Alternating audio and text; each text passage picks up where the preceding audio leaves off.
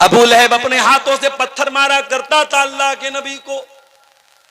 अल्लाह ने फरमाया तब्बत यदा अबी लहब व तब, ऐ मेरे नबी पर पत्थर मारने वाले अबू लहब, तेरे दोनों हाथ टूट जाएं, तेरे दोनों हाथ बर्बाद हो जाएं जिन हाथों से तू मेरे नबी को तकलीफ पहुंचाया करता था।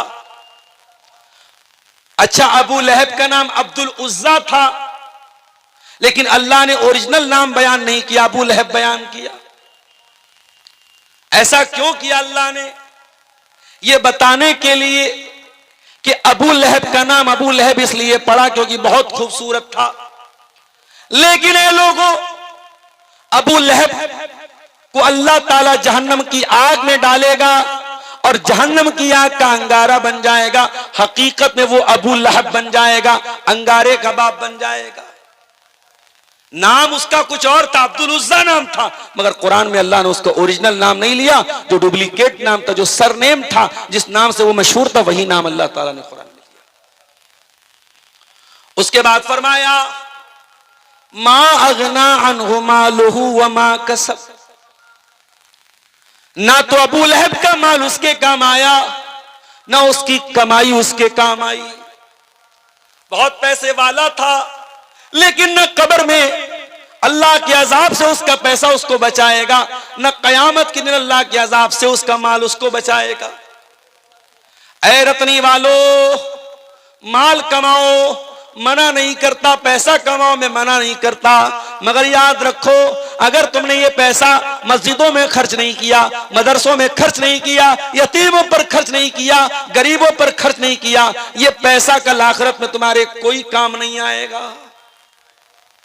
मरोगे, सब बाल बच्चों के लिए छोड़ के जाओगे, 2 गज जमीन मिलेगी, उससे ज्यादा कुछ नहीं मिलेगा। और कब्र में मुनकर नकीर आएंगे तो नोटों की गड्डी नहीं दे पाओगे, खाली हाथ दुनिया से जाओगे। कयामत के दिन अल्लाह ताला जिन बंदों का नाम अमाल बाएं हाथ में देगा, जो फेल हो जाएंगे, जो नाकाम हो जाएंगे, कुरान कहता है जब बाएं हाथ में नाम अमाल मिलेगा तो क्या कहेंगे? वह अम्मा मन ऊतिया किताबहू बिशिमालिही, जिसका नाम अमाल बाएं हाथ में दिया जाएगा वो कहेगा या लैतनी लम ऊत किताबिया व लम अद्री मा हिसाबिया, ऐ काश मेरी किताब मुझको न दी गई होती, काश मैं अपना हिसाबो किताब न जानता। या लैतहा कानतिल काजिया, ऐ काश दुनिया में जो मौत आई थी उसी मौत पर मेरा काम तमाम हो गया होता। मा अगना अन्नी मालिया, मेरा माल मेरे किसी काम नहीं आया। कयामत के दिन आपका माल आपके कोई काम नहीं आएगा। अबू लहब का माल उसके कोई काम नहीं आया। वमा कसब, और उसकी कमाई उसके कोई काम नहीं। कमाई से क्या मुराद है? उलमा ने लिखा कमाई से मुराद बेटे हैं, उसके बेटे भी उसके कोई काम नहीं आए। 3 बेटे थे उसके, एक का नाम उतबा, एक का नाम उतैबा, एक का नाम मुअत्तब। उतबा, उतैबा, मुअत्तब 3 बेटे थे अबू लहब के। और उनमें से 2 बेटे अल्लाह के नबी के दामाद थे, रिश्ता तय हुआ था, शादी हुई थी, अभी रुखसती नहीं हुई थी। अल्लाह के नबी की मजली बेटी रुकैया और मजली से छोटी उम्मे कुलसूम, इन दोनों लड़कियों का निकाह तय हुआ था अबू लहब के 2 बेटों से, उतबा से, उतैबा से। मगर जब कुरान की ये सूरत उतर गई तब्बत यदा अबी लहब, अबू लहब ने अपने बेटों से कहा तलाक दे दो। तलाक दे दिया उन दोनों ने, अभी रुखसती नहीं हुई थी, तलाक हो गई। अब बाद में जो उतबा था वो तो ईमान ले आया, वो सहाबी हो गए उतबा, और जो उतैबा था वो नबी का दुश्मन था, अपने बाप का साथ देता था। एक मर्तबा उसने अल्लाह के नबी के मुंह पर आके थूक दिया। अल्लाह के नबी ने बद्दुआ की, ऐ अल्लाह तो अपने कुत्तों में से कोई कुत्ता इसके ऊपर मुसल्लत कर दे। नबी ने बद्दुआ की, अल्लाहुम्मा सल्लित अलैहि कल्बम मिन किलाबिक, ऐ अल्लाह तू अबू लहब के इस बेटे के ऊपर अपने कुत्तों में से कोई कुत्ता मुसल्लत कर दे। अबू लहब का ये बेटा उतैबा मुल्क के शाम जा रहा था अपने दोस्तों के साथ। रास्ते में एक बहुत खतरनाक किस्म का शेर आ गया जिसने इसके ऊपर हमला किया। इसके दोस्तों की आंखों के सामने उस शेर ने इसको चीर फाड़ के मार दिया, खत्म कर दिया। इसके दोस्तों की हिम्मत भी नहीं हुई कि अपने दोस्त को जाके बचा सके। नबी की बद्दुआ का यह असर था, अल्लाह ताला ने शेर को भेजा और शेर चीर फाड़ के उसको खा गया, खत्म कर गया। तो दो बेटे इसके ईमान लाए थे, उतबा और मुअत्तब, और उतैबा ईमान नहीं लाया था। और अबू लहब मरा कैसे था? उसको चर्म रोग हो गया था, एक बहुत खतरनाक बीमारी होती थी स्किन की, पूरे बदन में फोड़े निकल जाते थे, उसको अदसा बोलते थे। उसको अदसा की बीमारी हो गई। और जैसे कोरोना में हमने देखा कि बाप को कोरोना हुआ है और बेटे अपने बाप की लाश को छूने को तैयार नहीं। हमारे बनारस में गंगा घाट पे गैर मुस्लिम आते थे, अपने बाप की लाश छोड़ के चले जाते थे। कितने मुसलमानों ने उन गैर मुस्लिमों की आग को जाकर के चिता दी और उसको जलाया। आज कोरोना में हम वो जो हालात देख रहे थे, अबू लहब के साथ वही हालात। अबू लहब का इंतकाल हुआ, कोई बेटा छूने को तैयार नहीं बाप को। बदबू आ रही थी बहुत खतरनाक उसकी बॉडी से। बड़ी मुश्किल से जमीन में गड्ढा खोद के उसकी लाश को फेंका गया। ये अंजाम दुनिया में हुआ और आखिरत में इससे बुरा अंजाम होने वाला है। तब्बत यदा अबी लहब व तब, अबू लहब के दोनों हाथ टूट गए, अबू लहब बर्बाद हो गया।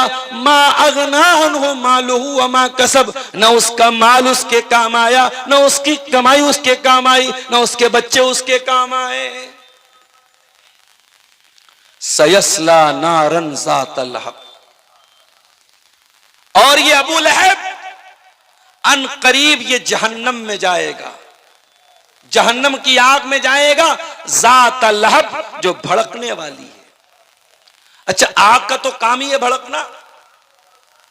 अभी आप लोगों ने न्यूज देखी सऊदी अरब की, हैदराबाद के कुछ जायरीन एक बस में जा रहे थे, शायद मक्का से मदीना जा रहे थे वो, और बस जाकर के एक ऐसी गाड़ी से जाकर के टकरा गई जिसमें डीजल भरा हुआ था, और ऑन द स्पॉट बस के सारे मुसाफिरीन का इंतकाल हो गया।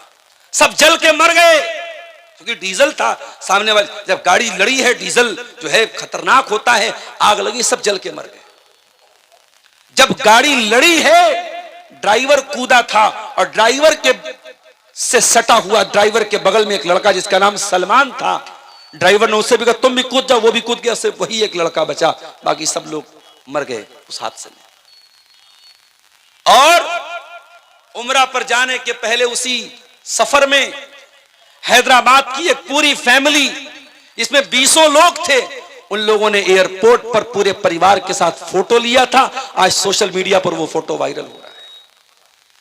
जाने के पहले फोटो लिया था, उसमें छोटे छोटे बच्चे भी थे, औरतें भी थीं, बूढ़े भी थे, जवान भी थे, 20-25 लोग थे पूरे परिवार के। पूरा खानदान जल के मर गया। क्या भरोसा है जिंदगानी का, आदमी बुलबुला है पानी का। एक हादसा होता है, इंसान दुनिया से चला जाता है, सिर्फ उसकी यादें रह जाती हैं, उसकी फोटो रह जाते हैं। उसका फेसबुक अकाउंट है, आज कोई चलाने वाला नहीं। उसका बैंक अकाउंट है, आज उसको कोई और इस्तेमाल कर रहा है, उसकी चीजों को कोई और इस्तेमाल कर रहा है। ये हकीकत है मेरे प्यारे साथियों। दुनिया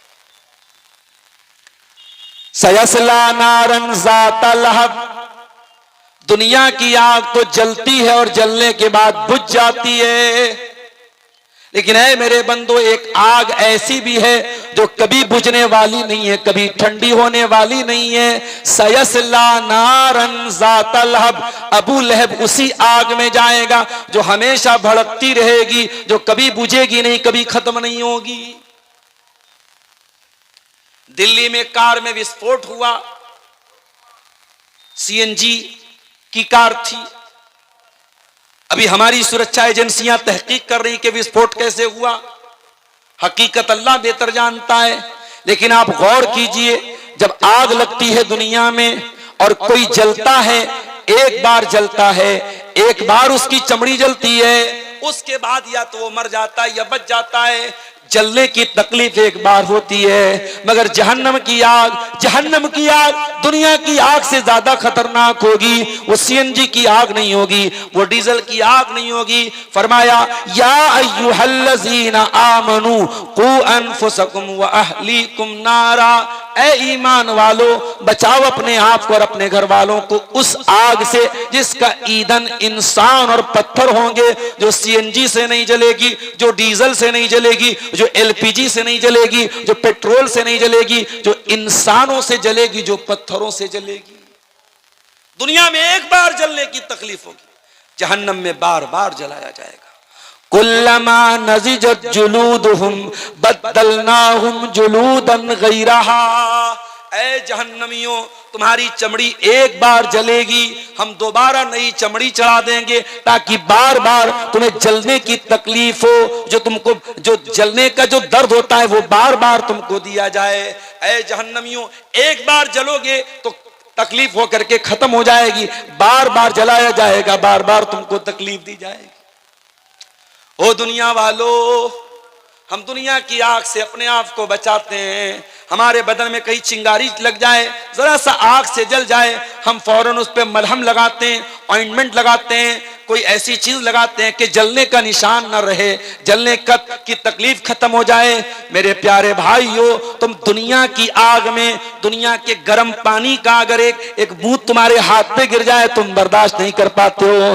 तुम जहन्नम का खौलता हुआ पानी और जहन्नम की आग कैसे बर्दाश्त करोगे मेरे प्यारे साथियों। इसीलिए अल्लाह कुरान में कहता है इन जहन्नम कानत मिरसादा, ऐ मेरे बंदो जहन्नम इंतजार कर रही है, जहन्नम घात लगा के बैठी है, अपने आप को जहन्नम की आग से बचा लो।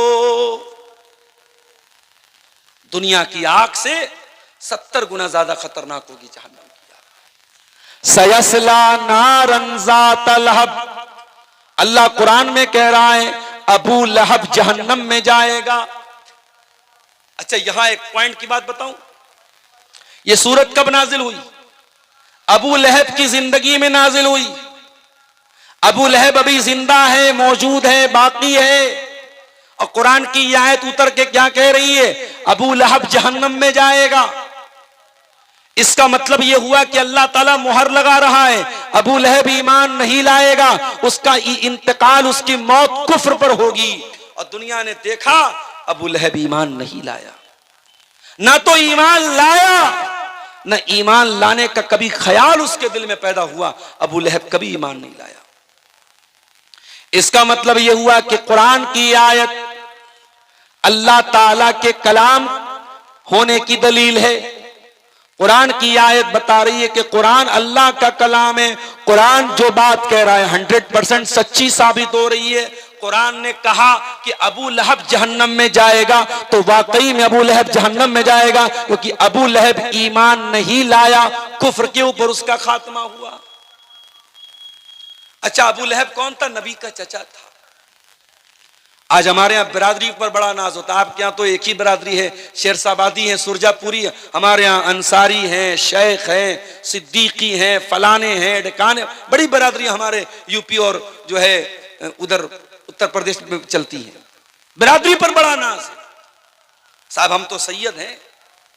सैयद कौन है? रसूल के खानदान के। शराब पियो, जिना करो, दाढ़ी मुंडाओ, औरतें बेहयाई करे, सैयद हैं हम तो रसूल के खानदान के। याद रखो मेरे प्यारे साथियों, ईमान नहीं लाया तो अबू लहब जो नबी का चचा था वो जहन्नम में गया। हजरत नूह अलैहिस्सलाम का बेटा अपने बाप पर ईमान नहीं लाया तो वो भी दुनिया में डूबा और आखिरत में भी डूबेगा। पैगंबर थे नूह अलैहिस्सलाम, 950 साल तक अल्लाह ताला के दीन की तबलीग करते रहे, मगर अपने बेटे को नहीं बचा पाए।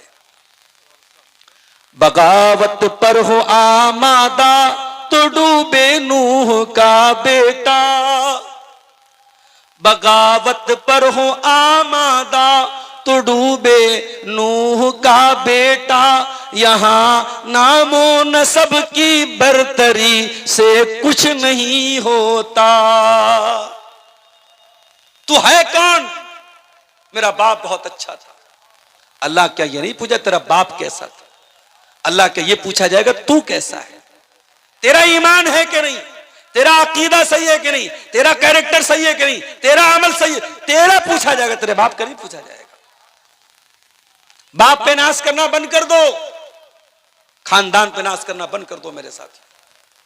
अबू लहब कौन?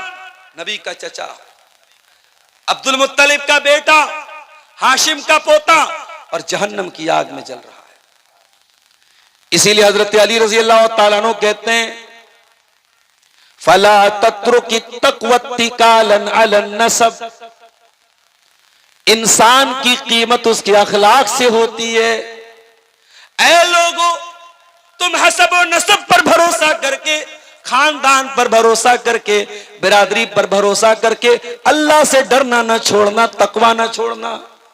फकद रफाल इस्लामु सलमाना फारसिन, इस्लाम ने ईरान के रहने वाले, फारस के रहने वाले सलमान फारसी के मकाम को बढ़ा दिया। वज़ा शरीफन नसब अबा लहब, और अबू लहब जो बहुत ऊंचे मर्तबे वाला था, उसको इस्लाम ना लाने की वजह से जहन्नम की आग में जाना पड़ेगा। अल्लाह ताला के हसब व नसब की कीमत नहीं है मेरे साथी। अल्लाह की कीमत अखलाक की, अल्लाह की कीमत अकीदे की, अल्लाह की कीमत अमल की। सयस्ला नारन ज़ात लहब, अबू लहब जहन्नम की आग में डाला जाएगा। और बड़े गौर से सुनना मेरे भाइयों, वमरातुहु हम्मालतल हतब, और अबू लहब जब जहन्नम में जाएगा तो अकेला नहीं जाएगा, अपनी बीवी के साथ जाएगा। उसकी बीवी भी जहन्नम की आग में जाएगी। पता ये चला, अगर अबू लहब करेला था तो उसकी बीवी नीम चढ़ी थी। कहते ना, एक तो करेला ऊपर से नीम चढ़ा। अगर शौहर बुरा है तो कभी कभी बीवी नेक होती है तो शौहर को सुधार देती है, मगर यहां एक तो करेला ऊपर से नीम चढ़ा था, शौहर भी गड़बड़, बीवी भी गड़बड़। इसलिए जब रिश्ता तय करने जाओ तो बहुत सोच समझ के रिश्ता तय करो। मेरी प्यारी माँ और बहनों, जब बहू देखने जाओ तो ये मत देखो कि खूबसूरत कितनी है, ये देखो दीनदार कितनी है। अल्लाह के प्यारे नबी फरमाते हैं, तुन कहल मरातु ले अरबईन ले मालिहा वले हसबिहा वले जमालिहा वले दीनिहा। जब औरत का निकाह होता है, चार चीजें औरत के अंदर देखी जाती हैं। माल देखा जाता है, खूबसूरती देखी जाती है, दीनदारी देखी जाती है, खानदान देखा जाता है। आपने फरमाया फज़फर बिज़ातिद्दीन, तुम दीनदार को लेके आ जाओ, कामयाब हो जाओगे। आज क्यों घर बिगड़ रहे हैं? आज क्यों सास बहू का रिश्ता खराब हो रहा है? आज क्यों नंदी और भाभी आपस में लड़ रही हैं? आज क्यों देवरानी जेठानी के झगड़े चल रहे हैं? क्योंकि हमने पैसा तो देखा, हमने बिरादरी तो देखी, हमने लंबा चौड़ा जहेज तो देखा, हमने घर मकान तो देखा, मगर हमने दीनदारी नहीं देखी। घर में औरत लाओ तो दीनदारी देख के लाओ मेरे साथ। आजकल लव मैरिज का बड़ा मामला चल रहा है। लोग पूछते भी, मौलवी साहब लव मैरिज करना कैसा है?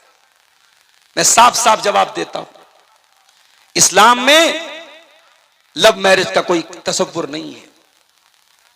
इस्लाम में लव मैरिज का कोई तसव्वुर नहीं, कोई कॉन्सेप्ट नहीं है। इस्लाम में लव आफ्टर मैरिज का कॉन्सेप्ट है। पहले प्यार करो फिर शादी करो। माफ करना, ये इस्लाम का कॉन्सेप्ट नहीं है। शादी करके मोहब्बत करो, ये इस्लाम का कॉन्सेप्ट है। और हां, अगर किसी को कोई लड़की खूबसूरत लग ही जाए तो इस्लाम ने तरीका बताया है। औरत इस्लाम की नजर में कोई नौकरानी नहीं है, नौकरानी से कोई भी मिल सकता है। औरत इस्लाम की नजर में महारानी है। नौकरानी से मिलने के लिए कोई प्रोटोकॉल नहीं है, नौकरानी से मिलने के लिए कोई इजाजत नहीं लेनी पड़ती, मगर महारानी से मिलने के लिए परमिशन लेना पड़ता है, इजाजत लेनी पड़ती है, टाइम लेना पड़ता है, अपॉइंटमेंट लेना पड़ता है। इस्लाम कहता है औरत तू महारानी है। अगर कोई लड़का तुझे हासिल करना चाहता है, तुझे बीवी बनाना चाहता है, तुझे लेकर के वो कोर्ट मैरिज नहीं कर सकता, तुझे लेकर के वो घर से भाग नहीं सकता। अगर भागेगा तो जिना माना जाएगा, कोर्ट मैरिज करेगा तो हराम माना जाएगा। ऐ औरत, तू महारानी है और महारानी को पाने के लिए उसके पीए से मिलना पड़ता है। ऐ औरत, अगर तुझसे किसी को शादी करना है तो तेरे बाप से मिलकर के रिश्ता भेजना पड़ेगा, तेरे भाई से मिलकर के रिश्ता भेजना पड़ेगा, प्रॉपर चैनल से आना पड़ेगा, बैक डोर से नहीं आना पड़ेगा। इसलिए अपनी बहनों को भी एक पैगाम देता हूं, अगर कोई लड़का आपसे मोहब्बत का इकरार कर रहा है, रात दिन मैसेज करके आई लव यू लिख रहा है, वीडियो कॉल पर आपसे मोहब्बत का इजहार कर रहा है, इंस्टाग्राम पर आपसे मोहब्बत का इजहार कर रहा है, मेरी बहनों तुम धोखे में ना आना, तुम उसके धोखे में ना आना। वो तुमसे जिना करके तुमको जहन्नम में लेके जाना चाहता है। अरे जो तुमसे सच्ची मोहब्बत करेगा वो जिना करके जहन्नम में लेके नहीं जाएगा, वो निकाह करके, वो सही तरीके से निकाह करके तुमको अपनी शरीक हयात बनाएगा, अपना लाइफ पार्टनर बनाएगा और तुमको जन्नत में लेके जाएगा। अब ये तुम सोच लो मेरी बहनों कि तुम्हें अपनी जिंदगी में साथी कैसा चाहिए, जन्नत में लेके जाने वाला हमसफर चाहिए या जहन्नम में लेके जाने वाला साथी चाहिए। अब तुम तय कर लो, तुम्हें क्या करना है। अबू लहब बर्बाद हुआ और उसकी बर्बादी के पीछे उसकी ये बीवी का भी रोल था। अगर उसको बीवी कैसे मिलती, हजरत आसिया के जैसी बीवी मिलती, तो शायद अबू लहब का अंजाम इतना बुरा ना होता। आसिया कौन थी? फिरौन की बीवी थी।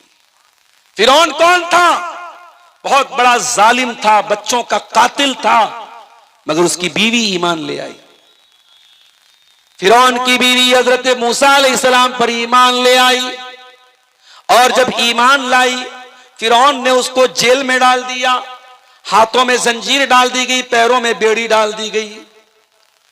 अल्लाह की ये बंदी अपने रब पर ईमान लाने की सजा में अपना महल छोड़कर, अपने तख्त व ताज को छोड़कर, अपनी आरामदेह गद्दी को छोड़ के आज कैद खाने में है, जेल खाने में है। उसके हाथों में जंजीरें डाली गई हैं, उसके पैरों में जंजीरें डाली गई हैं, पूरा बदन लहू लुहान है। और अल्लाह की वो बंदी फिरौन के जेल खाने से दुआ करती है और उसकी दुआ को अल्लाह ताला कुरान में बयान करता है। ज़रबल्लाहु मसलन लिल्लज़ीना आमनु इम्रात फिरऔन।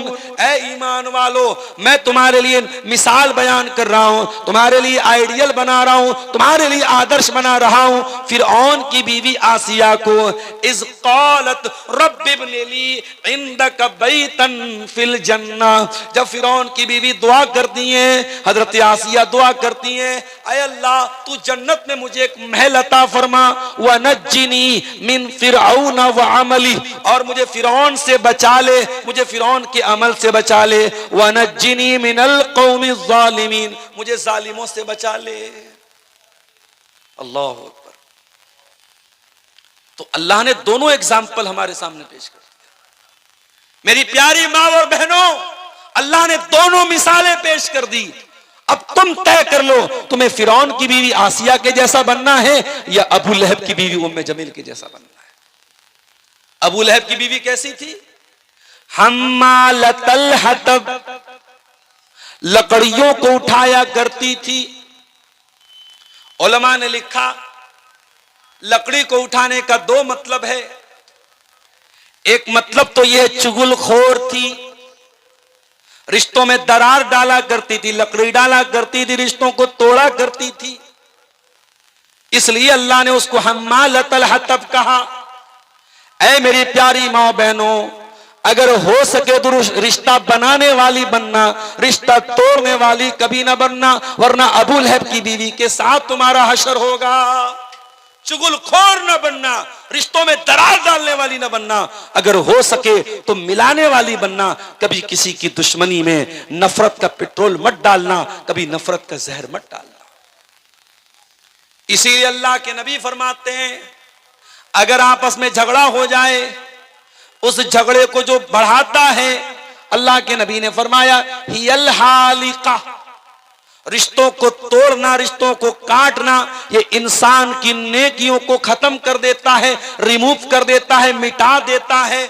दीन को मिटा देता है, इस्लाम को मिटा देता है। और अगर कोई रिश्तों को जोड़ता है, मेल मिलाप कराता है, इस्लाह कराता है, अल्लाह के नबी ने इसको नमाज से बेहतर कहा, सदका से बेहतर कहा, जिहाद से बेहतर कहा। इसलिए अगर दो लोगों में दूरी है, दरार है, तो दरार को दूर करने वाले बनो, दरार को बढ़ाने वाले मत बनो मेरे प्यारे साथ। यहां तक के इस्लाम में झूठ बहुत बड़ा गुनाह है, लेकिन अगर दो लोगों को मिलाने के लिए झूठ बोलना पड़े तो इस्लाम ने झूठ भी बोलने की इजाजत दी। अल्लाह के प्यारे नबी सल्लल्लाहु अलैहि वसल्लम फरमाते हैं, लैसल कज़्ज़ाबुल्लज़ी युस्लिहु बैनन्नास, जो लोगों के बीच में सुलह कराता है, अगर वो झूठ भी बोलते तो उसका झूठ झूठ नहीं लिखा जाएगा, वो झूठा नहीं है जो सुलह कराने के लिए झूठ बोले। तो अबू लहब की बीवी कैसी थी? हम्मालतल हतब, लकड़ी लगाने वाली थी, लकड़ी उठाने वाली। एक मतलब तो यह है इस आयत का। और दूसरा मतलब क्या है? अबू लहब की बीवी लकड़ियां इकट्ठा करती थी, कांटे इकट्ठा करती थी और अल्लाह के नबी के रास्ते में बिछा दिया करती थी, नबी को तकलीफ पहुंचाया करती थी। इसीलिए कुरान जब उसका नाम लेता है, कुरान जब उसका जिक्र करता है तो क्या कहता है? वमरअतुहु हम्मालतल हतब, अबू लहब की बीवी भी जहन्नम में जाएगी जो लकड़ी इकट्ठा करने वाली थी। अबू लहब की बीवी के पास एक बहुत बड़ा हार था। हार समझते ना, हार, नेकलेस, मोतियों का हार था।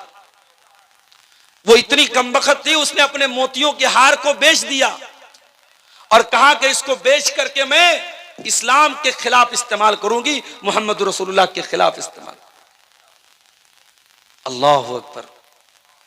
जब नबी चंदे की अपील करते थे, औरतें अपने जेवरात भेजती थी इस्लाम की मदद करने के लिए। और ये देखो कितनी जालिम औरत थी, ये अपना मोतियों का हार क्यों बेच रही है? इस्लाम के खिलाफ इस्तेमाल करने के लिए, अल्लाह के नबी के खिलाफ इस्तेमाल करने। कुरान कहता है फी जीदिहा हब्लुम मिन मसद, ऐ अबू लहब की बीवी, तूने अपने गले के हार को इस्लाम के खिलाफ इस्तेमाल किया था, तूने मोहम्मद रसूलुल्लाह के खिलाफ इस्तेमाल किया था। ऐ अबू लहब की बीवी, कल कयामत के दिन तेरे गले में खजूर की छाल की रस्सी डाल के तुझको जहन्नम में डाला जाएगा। हब्लुम मिन मसद, खजूर की छाल की रस्सी डाल के तुझे जहन्नम की आग में डाला जाएगा। और बाज उलमा ने लिखा कि खजूर की छाल की नहीं, लोहे की जंजीर इसकी गर्दन में डाली जाए।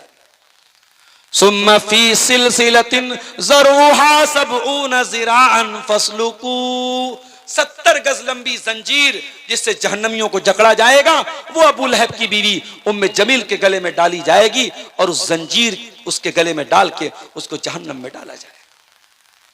पता ये चला कि अगर शौहर के गलत कामों में बीवी सपोर्ट करती है तो बीवी का भी वही अंजाम होगा तो शौहर का अंजाम होगा। इसलिए खबरदार, कभी गलत काम में किसी का सपोर्ट मत करो। अगर हो सके तो अच्छे कामों में सपोर्ट करो, और नहीं कर सकते तो कम से कम बुराई में सपोर्ट मत करो। कुरान एक उसूल बताता है, तावनु अलल बिर्रि वत्तक़वा वला तावनु अलल इस्मि वल उद्वान, नेकी के कामों में, तकवा के कामों में एक दूसरे की मदद करो और गुनाह के कामों में, ज्यादती के कामों में एक दूसरे की मदद न करो। अबू लहब की बीवी क्यों बर्बाद हुई? अपने शौहर का गलत काम में सपोर्ट करने की वजह से।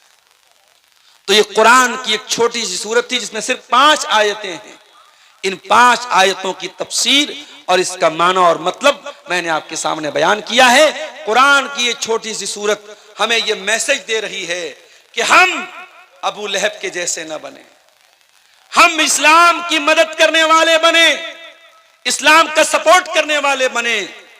कयामत की सुबह तक जब तक कुरान पढ़ा जाता रहेगा, तब्बत यदा अबी लहब भी पढ़ी जाएगी और ये सूरत दुनिया को ये पैगाम देगी कि ऐ दुनिया वालों, अगर हो सके तो तुम अबू बकर के साथ खड़े होना, उमर फारूक के साथ खड़े होना, उस्मान गनी के साथ खड़े होना, तुम अबू लहब के साथ खड़े मत होना। इस्लाम के खिलाफ अपनी एनर्जी को इस्तेमाल मत करना, इस्लाम के खिलाफ अपनी ताकत को इस्तेमाल मत करना। मेरे प्यारे साथियों, अभी मैं जब मैं पटना से आ रहा था आपके बीच में, 5-6 किलोमीटर पहले एक जगह मेला लगा हुआ था।